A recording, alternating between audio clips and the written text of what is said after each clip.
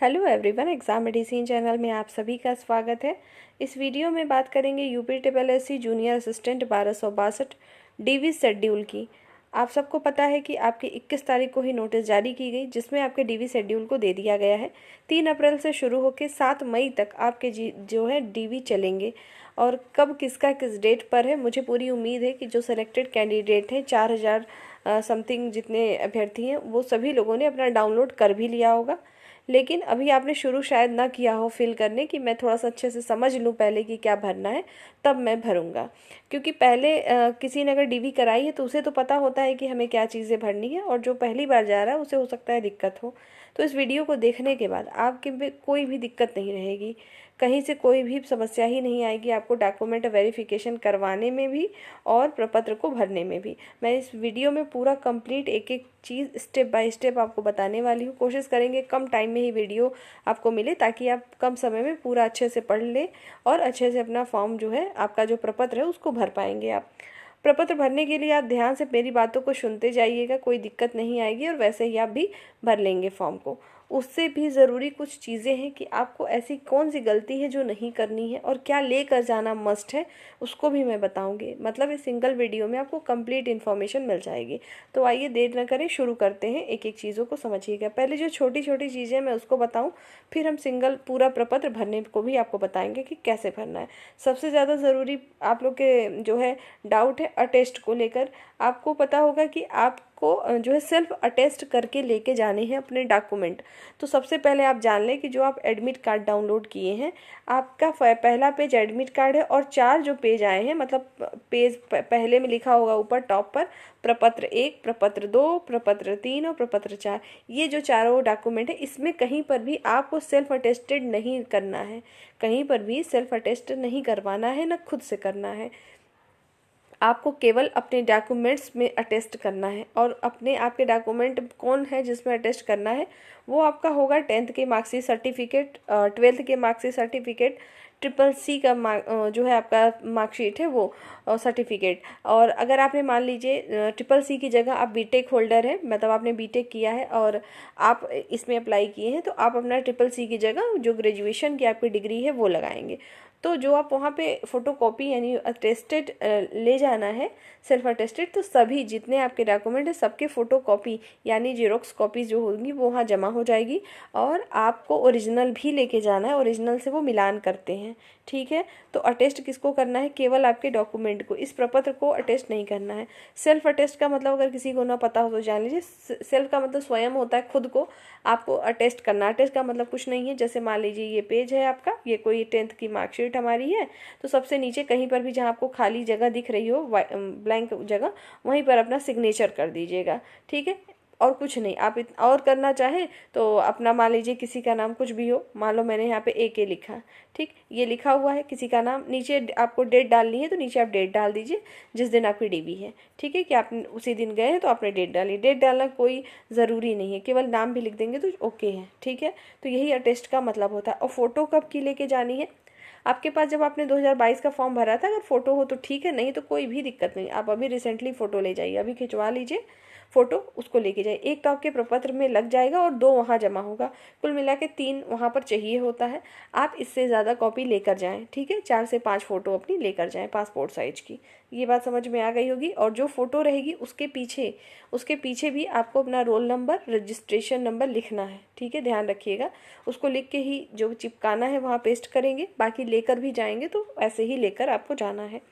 और अब हम एक एक चीज़ बताते हैं आपको प्रपत्र से। तो आइए पहले नोटिस देख लेते हैं आपके डीवी शेड्यूल की, फिर एक एक प्रपत्र को हम भरने शुरू करते हैं और आप भी समझते चलिएगा। मेरे बताने के बाद भी अगर आपके कोई भी डाउट किसी भी प्रपत्र में रहते हैं, आप कमेंट सेक्शन में बताएंगे तो सिंगल वीडियो आपको वहाँ से दे दी जाएगी। आइए जानकारी लेते हैं और यहाँ से समझते हैं।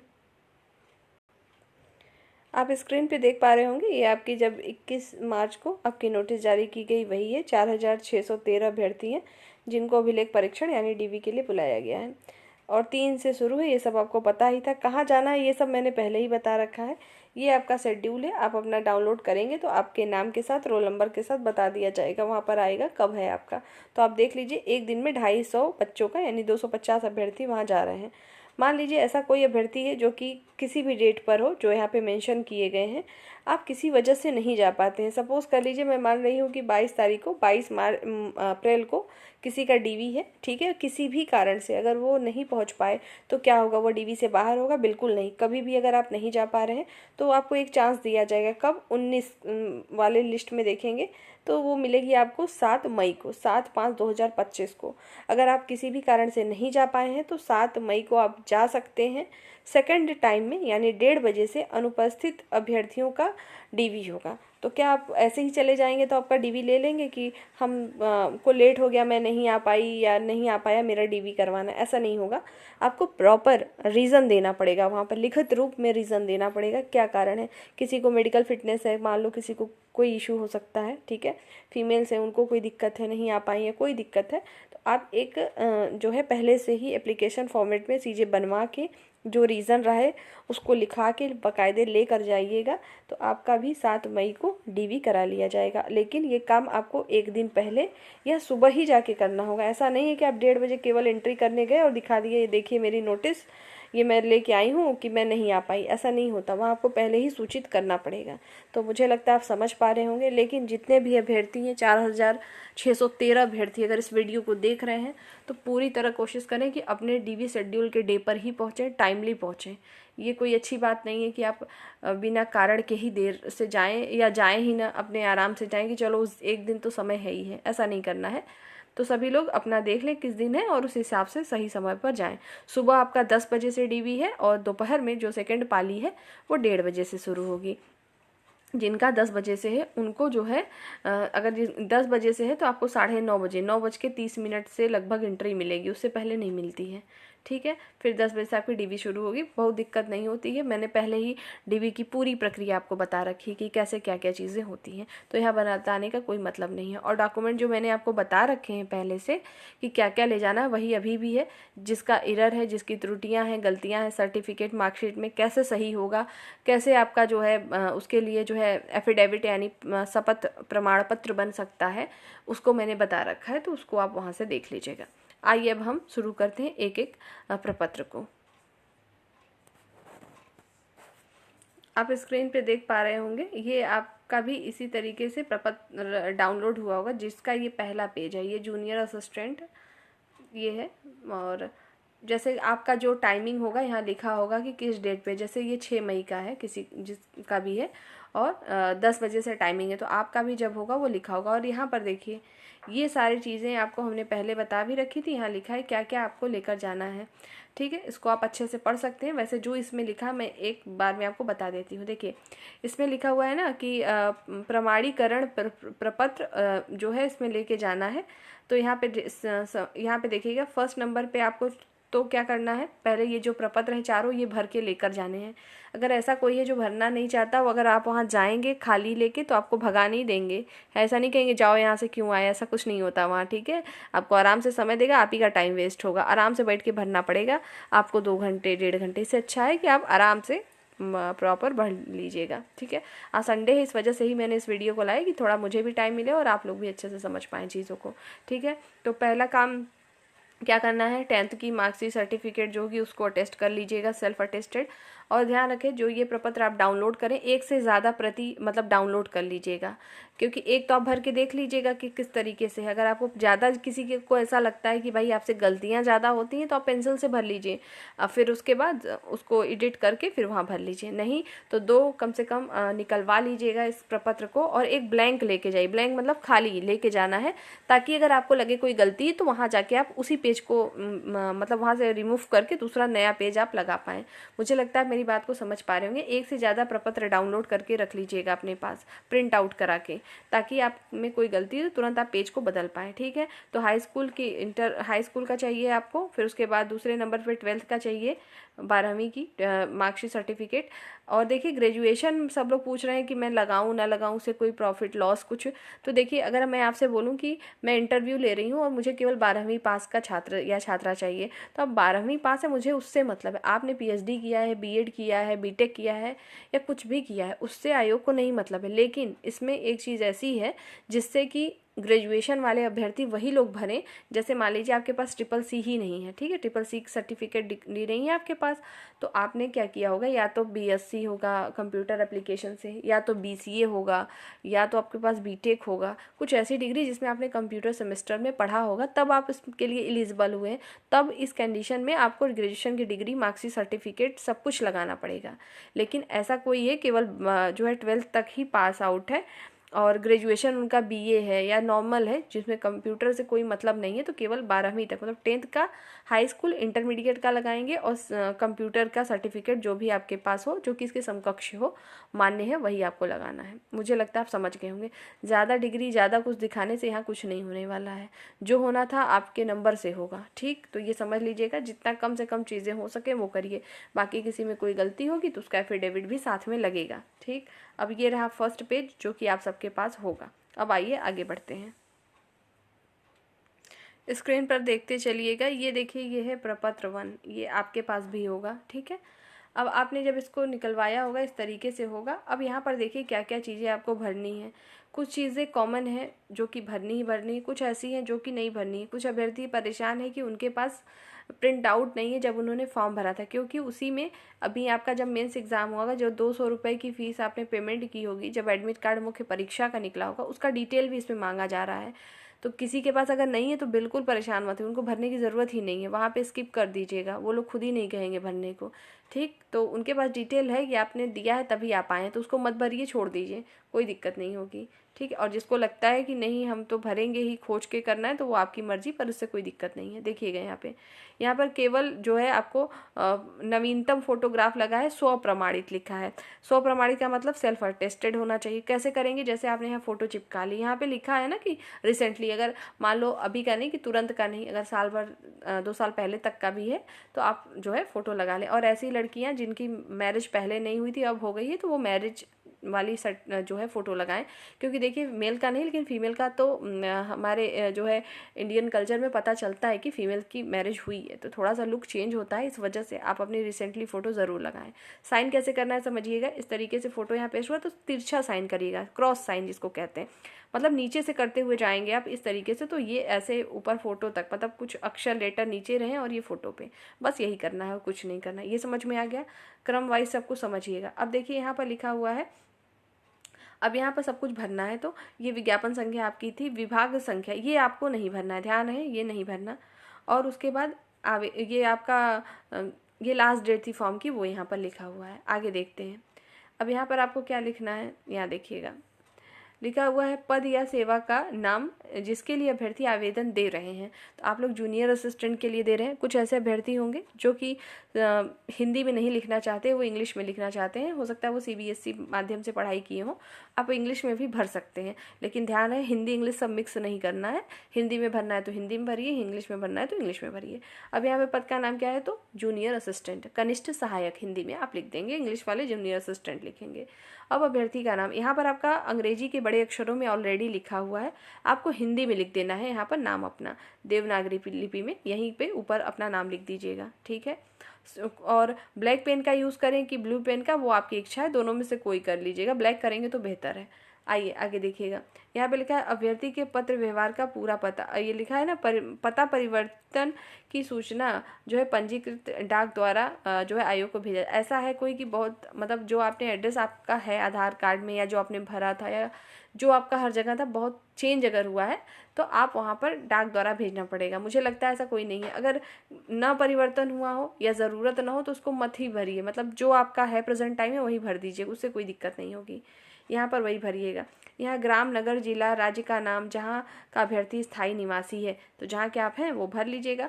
जैसे कोई गांव में नहीं रहता है तो सिटी में रहता है तो उसका लेन नंबर, इस तरह से होता है ना, लेन सेकंड और इस तरीके से, तो आप यहाँ भर लेंगे। और जो गांव के होंगे अभ्यर्थी वो अपना ग्राम वाला भरेंगे कि ग्राम कौन सा है, जिला कौन सा है, ठीक है, इस तरीके से आप भरेंगे।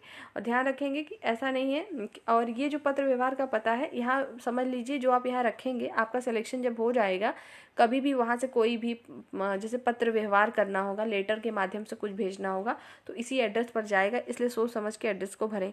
आपने फॉर्म में क्या फिल किया था वो मैटर नहीं करेगा, लेकिन अभी जो भरेंगे वो ज़रूर जो है मायने रखेगा आगे चल के, तो ध्यान से इसको भरेंगे। और फीमेल कुछ पूछ रही थी जिनका शादी पहले नहीं हुआ था, अब हो चुका है और वो सिलेक्टेड है, तो कोई नहीं, आप चाहें तो अपने ससुराल का यानी जहाँ आप अभी रह रही हैं वो भी भर सकती हैं, उसे कोई दिक्कत नहीं है। लेकिन याद रहे जाति प्रमाण पत्र आपका केवल पिता पक्ष का ही लगेगा। आपके शादी हो जाने के बाद से ऐसा नहीं कि आपका ससुराल जैसे कहीं है तो वहाँ से लगेगा, वहाँ का नहीं लगेगा, फादर का ही लगेगा हमेशा। निवास प्रमाण पत्र भी वहीं का लगेगा। आगे देखेंगे। अब यहाँ पर ये समझ में आ गया, ये आ गया होगा आपको। 5वें नंबर पर आइए, जन्म तिथि लिखा हुआ है अंकों में और ये शब्दों में। अंक में तो यहाँ लिखा ही होगा आपका जन्म तिथि। आपको पता है कि मैंने इसको हाइड क्यों किया है, मैं ऐसे व्यू नहीं कर सकती इसलिए हाइड कर दिया है इंपॉर्टेंट चीज़ें। शब्दों में आपका जो भी डेट ऑफ बर्थ हो यहाँ पर लिख दीजिए। जैसे आज ही है 23 मार्च, तो जिसका हो तो वो लिख दीजिएगा कि 23 मार्च ऐसे करके हिंदी में, ठीक, यहाँ पर लिखना है। उसके बाद आइए आगे देखते हैं। 6 नंबर पर आइए, देखिए यहाँ क्या क्या भरना है। यहाँ लिखा है अभ्यर्थी के पिता या पति का नाम, ठीक है। तो लड़कों के लिए तो दिक्कत नहीं है, मेल कैंडिडेट के लिए। फीमेल के लिए थोड़ा सा प्रॉब्लम हो जाता है, इसलिए होता है क्योंकि उनकी चीज़ें स्थायी ही नहीं होती हैं। मैरिज से पहले कुछ, मैरिज के बाद कुछ चीज़ें चेंज होती हैं, इस वजह से। तो देखिए, अगर आप पता या में यहाँ पे जो नाम है पति का लिखना चाहें या पिता का, सेम लिखें। लेकिन ऐसे लड़कियाँ जिनका शादी अभी बाद में हुआ है और उन्होंने ऑलरेडी पिता का नाम लिख रखा है तो पिता का ही लिखें, कोई दिक्कत नहीं आएगी उससे, ठीक है। और जो नहीं लिखना है, जैसे आपने पिता का लिखा पति का नहीं लिखना है तो उसे क्रॉस कर दीजिएगा और यहाँ पर लिखते जाइएगा। ये आगे ये लिखा है ना क नंबर पे, फिर ख नंबर पे अभ्यर्थी के जो है पिता या पति का। जैसे आपने यहाँ पिता का नाम लिखा है तो पिता का जन्म कहाँ हुआ था वो जगह बस लिख दीजिएगा। अगर पति का लिखा है तो उनका जगह लिखिएगा जहाँ के वो मतलब होंगे, उनकी जन्म जहाँ का होगा। अभ्यर्थी के पिता या जो है पति यदि मृत हो तो ये तो ऐसा ना ही हो, मतलब इसको नहीं लिखना है, जिनका नहीं होगा आप समझ पा रहे होंगे तो यहाँ छोड़ दीजिएगा। उसके बाद है राष्ट्रीयता। यहाँ लिखा है ना, क्या पिता या पति ने कभी अपनी राष्ट्रीयता बदली है, यदि हाँ तो पूरा विवरण दे। ऐसा होगा ही नहीं तो यहाँ पे नो ही लिख दीजिएगा, यानी हिंदी में लिखना है नहीं, ठीक है, नहीं लिख दीजिएगा। इंग्लिश में लिख रहे हो तो नो लिखना है आपको।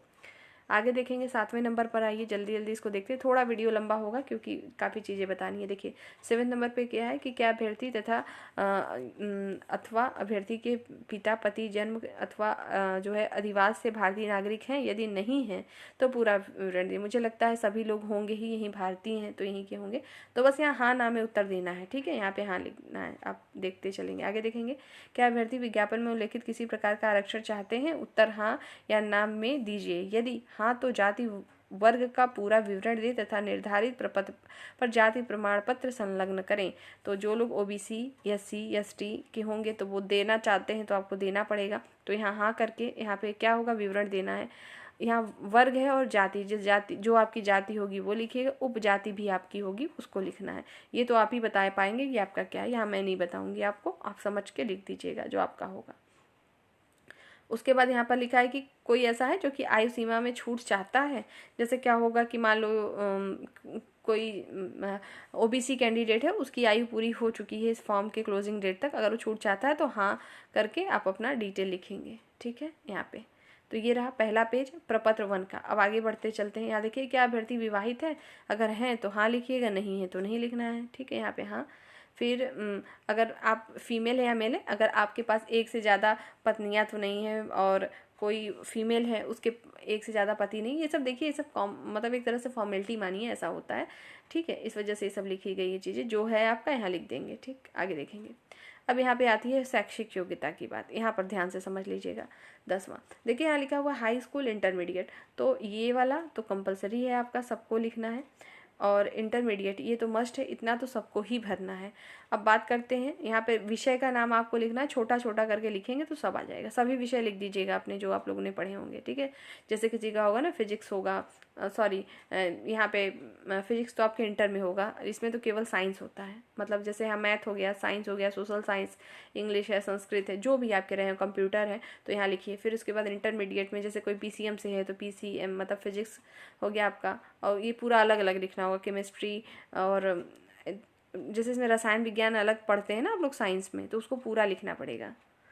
इसमें केवल साइंस से काम नहीं चलता है, पूरा सब्जेक्ट लिखिएगा। आप समझ पा रहे होंगे, जो आपके मार्क्सिट सर्टिफिकेट पे पूरा लिखना है, ठीक। अब उसके बाद स्नातक की बात आती है, तो स्नातक में केवल वही अभ्यर्थी यहाँ लिखेंगे स्नातक जिनका ट्रिपल सी नहीं है और वो यहाँ पर जैसे बीएससी के थ्रू गए हों, बीसीए किया हो, या आपने बीटेक वाले हैं तो वो यहाँ पर भरेंगे स्नातक। अगर आप भी चाहें, अगर आप लोग ग्रेजुएशन किए हैं, आप चाहते हैं तो वहाँ लिखेंगे। अगर नहीं है, अगर मेरे ख्याल से तो नहीं भरना चाहिए। अगर आपकी ज़्यादा इच्छा हो रही है कि नहीं मैं बताऊंगा कि मैं ग्रेजुएट भी हूँ, मैं पोस्ट ग्रेजुएट भी हूँ, तो भर दीजिए, ठीक। वैसे इसका कोई मतलब नहीं, वहाँ लेंगे ही नहीं आपसे, ठीक है। उसके बाद यहाँ पर लिखा है ना, अन्य शैक्षणिक जो है प्राविधिक अर्हताएं, जैसे यहाँ पर आप ट्रिपल-सी का दे दीजिएगा, ठीक है। यहाँ पे ट्रिपल-सी लिख देंगे, और या ट्रिपल-सी के समकक्ष किसी का जो भी हो, जैसे इसके समकक्ष योग्यता रखने वाला, तो वो यहाँ पे भर सकते हैं आप, ठीक। ये समझ में आपको आ गया होगा। उसके बाद लिखा है श्रेणी अथवा ग्रेडिंग। अगर जैसे पहले के होंगे तो यहाँ श्रेणी मिली होगी ना, फर्स्ट, सेकंड, थर्ड, किस डिवीजन से आप पास हैं, और या तो ग्रेडिंग सिस्टम वाले होंगे अभ्यर्थी तो यहाँ ग्रेड लिख दीजिएगा, कौन सा, किस वर्ष में आप लिखेंगे। प्राप्तांक प्रतिशत, मतलब कितना आपको नंबर मिला है और कितने प्रतिशत हैं, दोनों को लिखना है, आप अपना देख के पढ़ेंगे। उसके बाद है प्रदत्त प्रमाण पत्र संख्या, आपके सर्टिफिकेट में यहाँ पे लिखा रहता है, उसको लिखेंगे। उसके बाद प्राप्त विशिष्टता का विवरण, मतलब कोई आपको विशिष्टता मिली है, कोई लोग होते हैं ना कि टॉपर होते हैं तो उनको अलग से कुछ मिलता है, सर्टिफिकेट में लिखा होता है, तो यहाँ लिखेंगे। नहीं है तो कुछ मत भरिएगा, यही इसमें भरना है। मुझे लगता है समझ में आ गया होगा। मैं थोड़ा स्पीड में चल रही हूँ क्योंकि काफ़ी चीज़ें बतानी है।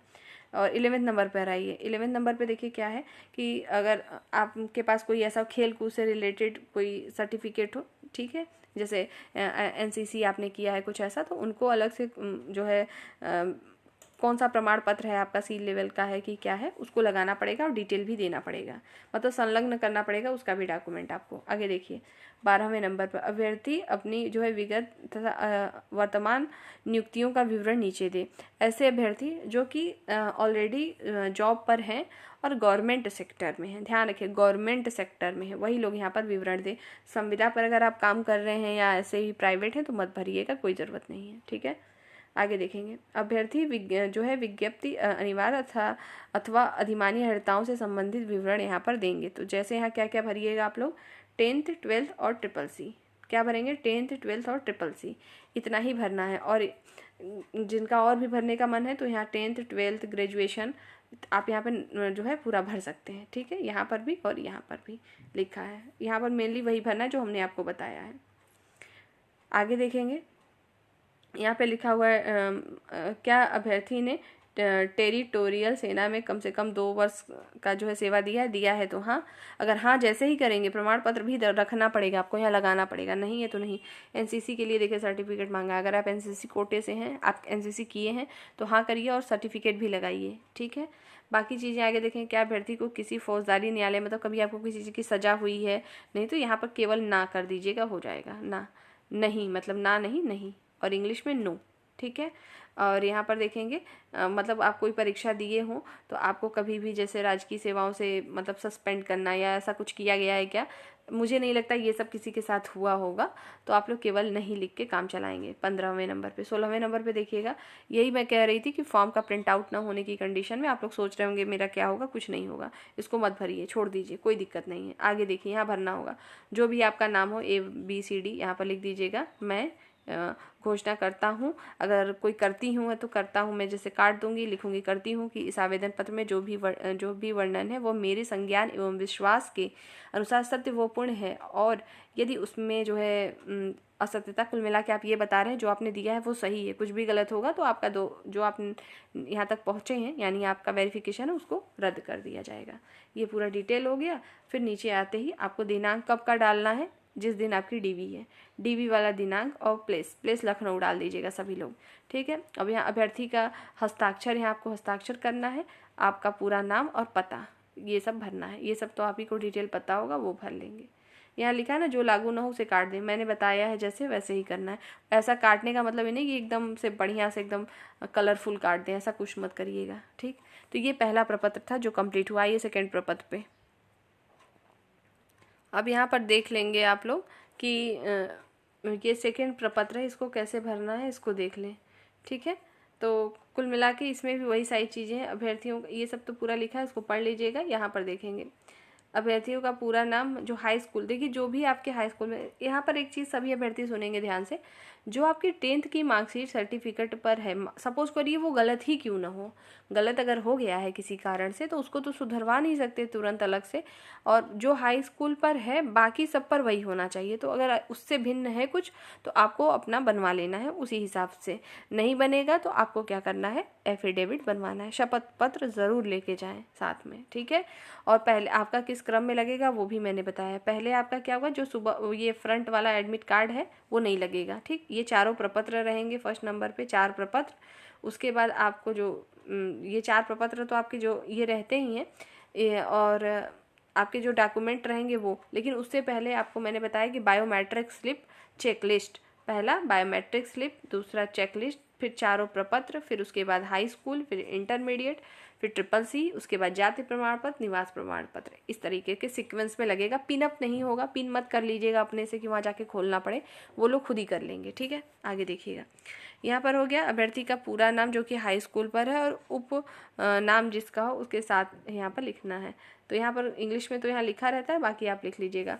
और पिता का पूरा नाम यहाँ पर आपको लिखना है, माता का पूरा नाम लिखना है, निम्नलिखित की राष्ट्रीयता, यहाँ सबकी राष्ट्रीयता तो इंडियन ही होगी तो वो लिख लीजिएगा आप लोग, ठीक है।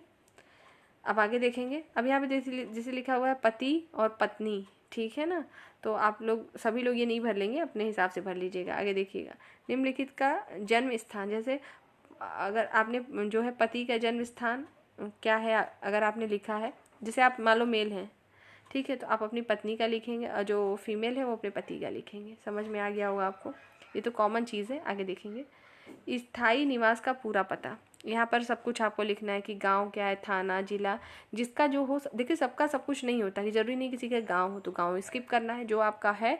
जैसे आप शहर में रहते हैं तो जिस शहर में है उसका नाम लिखेंगे, थाना जो है, पुलिस स्टेशन, उस सबका नाम यहाँ पे लिखना होगा। सड़क किसी का, सबका अलग होता है ना, किसी का लेन नंबर से होता है, किसी का जो है स्ट्रीट से, मतलब जैसे आप लिखते हो एड्रेस वही लिखना है कुल मिला के यहाँ पे, ठीक है, पूरा भरना है। उसके बाद देखेंगे पत्र व्यवहार का पूरा पता, यहाँ पे किसी किसी का सेम होता है, किसी का अलग होता है, तो दोनों आप चाहें तो स्थायी पता और पत्र व्यवहार पता सिमिलर हो सकता है, इसमें कुछ नहीं कि अलग अलग है, दोनों एक ही लिखिएगा। कुल मिला के ये वही इसी के लिए, जैसे आपका सिलेक्शन होने के बाद कागज या कुछ भी भेजना पड़ेगा, कोई भी डॉक्यूमेंट्स, तो इसी एड्रेस पे जाएगा।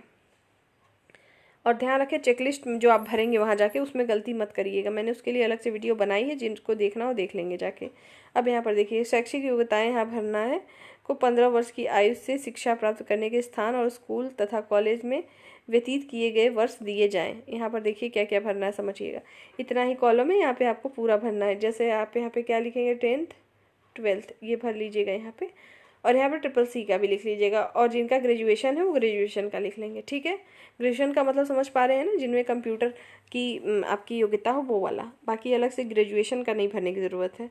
आगे यहाँ पे प्रवेश का दिनांक, अब यहाँ पे कन्फ्यूज़न मत होइए, जैसे 10th मान लीजिए बहुत पहले आपने कर रखा है तो कुछ नहीं, सब लोग जुलाई में ही एडमिशन लेते हैं मोस्टली, तो यहाँ पे जुलाई लिखिएगा। जैसे 1 जुलाई सन मान लो किसी ने 2008 में किया है, ठीक है, तो अब 2001 जुलाई ऐसा ना हो कि देख लेना संडे तो ना हो, संडे अगर होगा तो आप कोई और डेट डाल दीजिएगा, जुलाई मंथ का है। जुलाई में स्कूल वैसे तो खुलते हैं जो यूपी बोर्ड के हैं मैक्सिमम, ठीक है। CBSE वाले होंगे तो अप्रैल मंथ में डाल देंगे अपना, देख लीजिएगा संडे ना हो, यहाँ उतना कोई देखने नहीं जाएगा आप किस दिन वहाँ एडमिशन लिए थे, बस एक फॉर्मेलिटी है, आप यहाँ लिख सकते हैं। छोड़ने का दिनांक, जिस समय आपका ये जो है सर्टिफिकेट मार्कशीट इशू हुआ, अगर रिजल्ट आता है ना हाई स्कूल इंटर का, वही डेट यहाँ लिख दीजिएगा, ठीक है।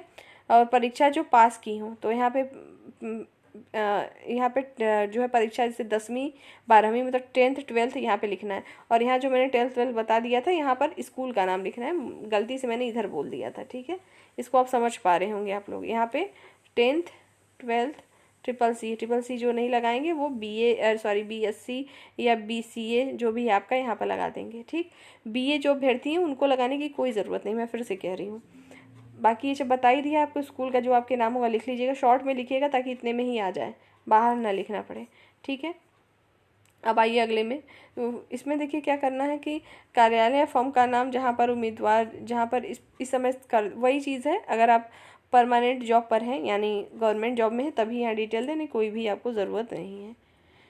अब यहाँ पर वही दिया है कि क्या कभी किसी न्यायालय के द्वारा आपको गिरफ्तार किया गया है, कोई आपने कुछ ऐसा किया नहीं है, तो यहाँ केवल नहीं लिखना है, बड़े से यहाँ बीच में ही नहीं लिख दीजिएगा, ठीक है, या तो इंग्लिश वाले नो लिख देंगे बस। ख नंबर पे भी यही सब चीज़ें, इसको आप देख लेंगे।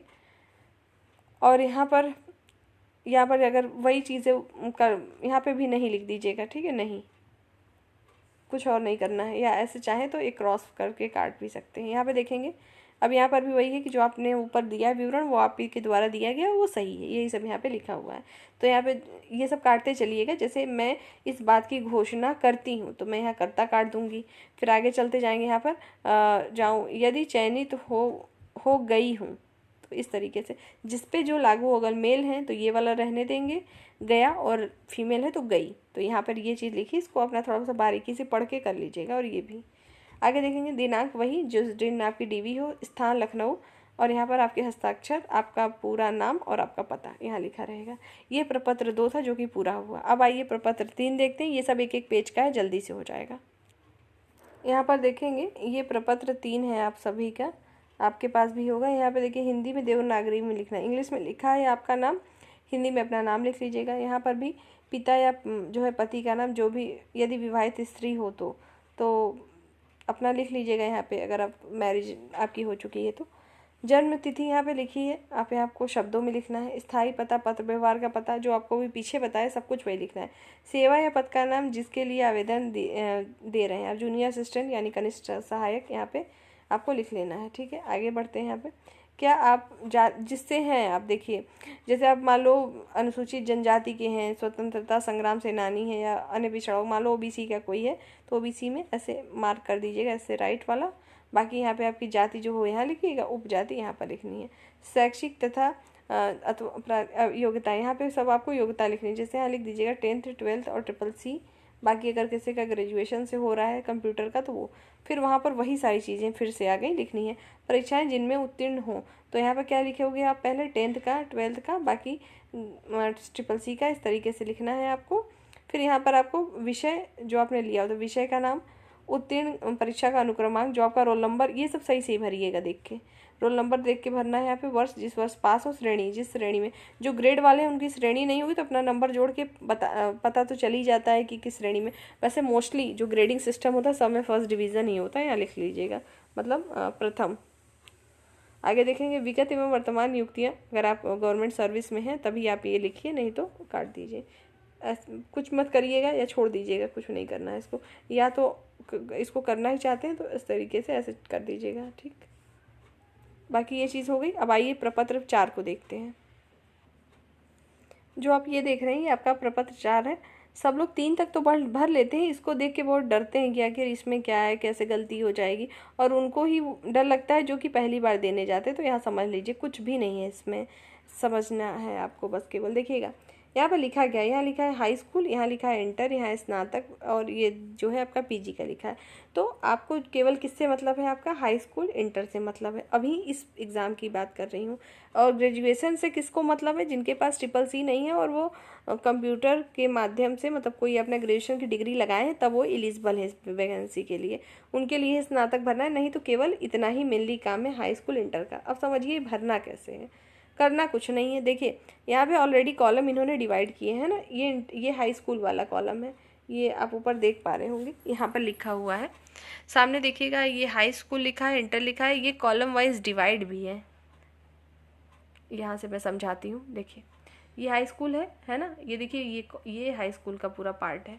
अब यहाँ पर अगर हम देखने शुरू करें तो ये हिंदी है, इंग्लिश है और गणित है, 3 ही सब्जेक्ट है जो यहाँ लिखा हुआ है। ऐसा तो नहीं है आपने 3 पढ़े होंगे, और भी पढ़े हैं, तो आप आगे अपने से लिख लेंगे। जैसे जिन्होंने हिंदी पढ़ी है, अंग्रेजी पढ़ी, गणित, मोस्टली ये लोग हाई स्कूल में तो सभी ये पढ़ते हैं। उसके बाद मान लीजिए आपका सामाजिक विज्ञान, या जो है आपका सोशल साइंस है, तो यहाँ पे सोशल साइंस या सामाजिक विज्ञान हिंदी भी लिखना हो तो लिख लेंगे। कला है तो कला लिख लीजिए, ठीक, संस्कृत जिसकी है संस्कृत लिख ले, इस तरीके से। अब मान लीजिए यहाँ तक हो गया। मान लो किसी ने गणित नहीं पढ़ी है, तो वो गणित तो पढ़ा नहीं है, तो उसका तो दूसरा सब्जेक्ट होगा, तो कुछ नहीं, यहाँ 7 नंबर डालिए और अपना सब्जेक्ट का नाम यहाँ लिखिए। ठीक, आप यहाँ पे बढ़ा के लिख लेंगे। जैसे ही लिखेंगे, आपको यहाँ लिखा है प्राप्तांक और ये लिखा है पूर्णांक, जितना नंबर आप हिंदी में पाए हो। एक मैं एग्जाम्पल दे रही हूँ, मान लीजिए 100 नंबर का पेपर था पूर्णांक, ठीक, 100 नंबर का आप पाए हैं 50 नंबर, तो यहाँ 50 नंबर लिख दीजिए।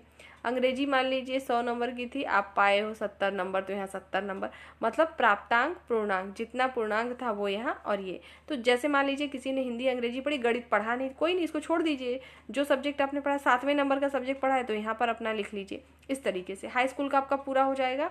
अब बात आएगी इंटर की। तो इंटर में क्या करना है, इंटर में भी कुछ ऐसे सब्जेक्ट होंगे जो आपने इधर लिखे हैं वो जरूर पढ़े होंगे, तो यहाँ पर भी वही करिएगा। जैसे हिंदी के सामने हिंदी वाला पूर्णांक कितने का, 100 नंबर का, कितना नंबर पाए हैं, 60 नंबर पाए हैं। उसके बाद आपने मान लो हिंदी है, हिंदी अंग्रेजी तो सब पढ़ते हैं ना, अगर आप मान लो साइंस बैकग्राउंड से रहे होंगे तो भी जनरल हिंदी पढ़ते हैं आप, बायो होगा तो बायो पढ़े होंगे, अगर मैथ रहा होगा तो मैथ, और फिर रसायन विज्ञान, गणित और फिजिक्स, मतलब केमिस्ट्री फिजिक्स सभी पढ़ते हैं। और आर्ट साइंस के अभ्यर्थी क्या है, हिंदी जरूर पढ़ते हैं, अंग्रेजी पढ़े ना पढ़े, फिर उनकी मतलब अंग्रेजी भी पढ़े होंगे, फिर बाकी सब्जेक्ट चेंज होंगे। आप अपने सब्जेक्ट को यहाँ लिखते जाएंगे, जैसे 6 नंबर तक लिखा, फिर 7 नंबर डाल के लिखिए, फिर 8 नंबर डाल के लिखिए। तो जिसने जो सब्जेक्ट पढ़ा उसी के सामने लिखना है। जैसे इंटर का आप लिख रहे हो तो इंटर के सामने वाले में लिखेगा इसको, फिर यहाँ पर कोई सब्जेक्ट है तो यहाँ पर, तो कितने नंबर पाए हैं और कितने में से पाए हैं यहाँ लिखना है आपको, ठीक है। और इसी तरह से ग्रेजुएशन वाला भी चलेगा। उसके बाद ये लिखने के बाद कुछ नहीं करना है, जहाँ लिखे होंगे ऊपर आप यहाँ पर योग करेंगे। योग का मतलब कितना नंबर पाए हैं यहाँ लिख दीजिएगा। जैसे मान लीजिए 600 का पूर्णांक हो गया यहाँ पर, वो ऊपर से जोड़ते आएंगे तो 600, और मान लीजिए कोई इसमें से पाया है 500 नंबर टोटल, ठीक, यहाँ पे 500। श्रेणी क्या आएगी उसकी, फर्स्ट डिवीजन तो आएगी ही, तो यहाँ पे प्रथम लिख देंगे, या इंग्लिश वाले केवल फर्स्ट ऐसे करके लिख देंगे, या प्रथम पूरा लिख सकते हैं, जिसको जो लिखना हो यहाँ लिख देगा। इसी तरीके से आपको इंटरमीडिएट का लिखना है, यहाँ पर नीचे करते आएंगे तो यहाँ इंटरमीडिएट का हो जाएगा, ये आपका हाई स्कूल का हो जाएगा, ग्रेजुएशन के थ्रू जो गए हैं यहाँ ग्रेजुएशन का होगा, ठीक। ये सब हो जाएगी, यहाँ श्रेणी हो जाएगी, और इसमें कुछ नहीं करना है, यहाँ आपका केवल साइन करना है, ठीक है। मुझे लगता है सभी प्रपत्र समझ में आ गए होंगे। वीडियो काफ़ी बड़ी हो गई है क्योंकि इसमें मुझे सब कुछ आपको बताना था, ठीक। अब इसमें से अगर आपको किसी में कोई समस्या आ रही है तो कमेंट सेक्शन में बताएंगे। प्रॉपर किसी एक प्रपत्र पर दिक्कत आ रही है तो उस प्रपत्र का नाम लिख के डाल दीजिएगा, तो मैं उसका सिंगल अलग से सेपरेट वीडियो बना दूंगी छोटा सा, ठीक है। तो इस वीडियो में फ़िलहाल इतना ही। आप इसको देखते हैं तो मुझे नहीं लगता कोई दिक्कत आएगी, ठीक। तो नेक्स्ट वीडियो में जल्द फिर मिलते हैं। अपना अच्छे से प्रिपेयर कर लें सबको, बाकी अपनी पढ़ाई भी करते रहें। नेक्स्ट वीडियो में मिलते हैं। जय हिंद।